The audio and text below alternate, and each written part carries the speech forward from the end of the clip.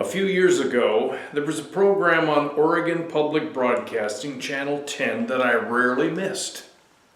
It was called The Red Green Show. That was set in Canada at Imaginary Possum Lodge, and I suppose the theme of the show could have been summed up with the phrase, "Good enough." I've often wondered why it was carried on OPB, since it wasn't like any other programming they aired, yet it was one of the most popular watched. The main character, Red Green, was famous for his halfway successes in redesigning discarded machines into work-saving items, intended to perform new and sometimes strange tasks.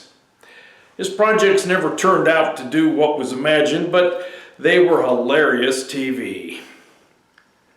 His weekly reminder was, remember, if the women don't find you handsome, they ought to at least find you handy. His program usually ended with a lodge meeting concluding in the man's prayer, "I'm a man, but I can change. If I have to, I guess."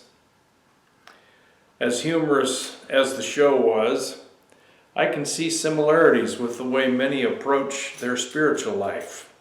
A kind of duct tape and baling wire plan to squeak by, creating a life that is neither powerful nor satisfying. Sometimes we forget that the goal of life is not about getting to heaven. Jesus put it this way: "Whoever wants to save their life will lose it, but whoever loses their life for me will find it." That's Matthew chapter 16, verse 25. The good news is that we can have a wonderful life here and now. For God so loved the world that he gave his one and only Son, that whoever believes in him shall not perish, but have eternal life. John 3:16. The verbs believe and have eternal life are present and ongoing. Additionally, eternal life means life without limit. What John was saying is that as long as we are believing, we are having an abundant life. Many attempt to achieve the good life with duct tape and baling wire, then complain when the results fall short.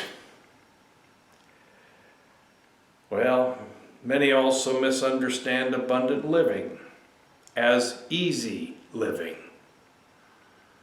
Red Green went all out to patch up labor-saving devices together that always fell short, bringing laughter.